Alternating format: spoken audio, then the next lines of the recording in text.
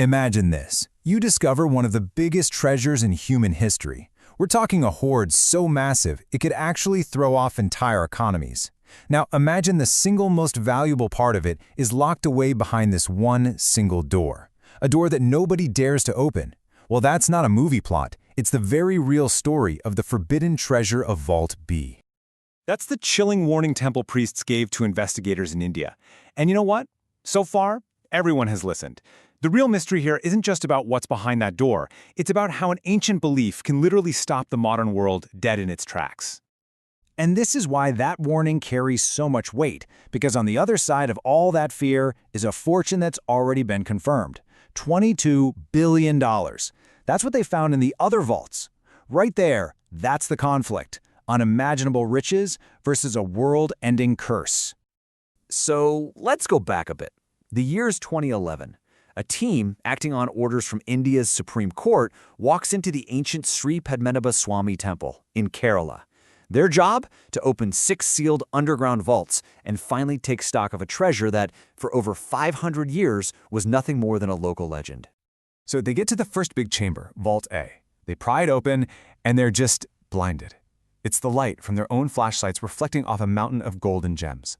We're talking sacks filled with diamonds, solid gold chains that are 18 feet long, thousands of ancient Roman coins, and even a solid gold statue of a deity that's 3.5 feet tall. It was just beyond anything they could have possibly imagined. The scale of this find is, well, it's just staggering. I mean, $22 billion is more than the entire economy of some countries. This discovery made headlines all over the world. And overnight, this quiet temple became one of the most famous places on the planet. And remember, this was just from one of the main vaults. So, after they cataloged all the riches in vaults A, C, D, E, and F, all eyes turned to that final chamber. This was the one that was always whispered about in the legends, the main vault of the ancient kings. They called it Kalara B, or Vault B. And this, right here, is where the story gets really, really strange. Okay, so to really get what's happening with Vault B, you have to know a little bit about the temple itself. The Sri Padmanabha Swami Temple was built way back in the 16th century. For hundreds of years, the local royal family of Travancore would deposit their incredible wealth into these vaults as an offering to their deity, Lord Vishnu. So for centuries, this treasure was basically forgotten, and it just turned into a myth.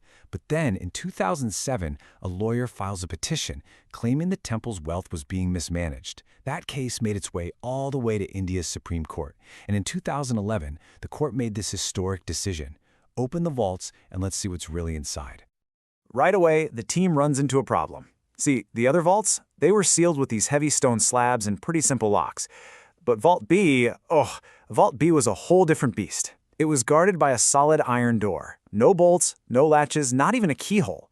The only thing on it? 2 giant, terrifying cobras carved right into the metal, like they were standing guard. And this is the exact moment that a legal audit turns into a supernatural standoff. Because those cobra carvings, they weren't just for decoration. According to the legends, they were a warning, a sign of a powerful curse protecting whatever was inside that room. The temple priests claimed the door was sealed by something called a Naga Bandham. It's this mystical lock that wasn't made with mechanics, but supposedly with sound waves from a secret chant. And the legend says the only way to open it safely is with a counter chant, the Garuda mantra. Try to force it open? Well, you'd unleash the fury of the snake gods. The priests literally stood in front of the door, forming a human wall to block the investigators. They weren't just being cautious. They were prophesying floods, plagues, and death on a global scale if that door was breached by force. To them, this wasn't some old story. It was a cold, hard fact. Now, you have to understand, these investigators were modern, rational people. They didn't believe in curses. They were getting their equipment ready to just cut the door open, but then a few things started to happen. A series of unsettling events that made everyone stop and think.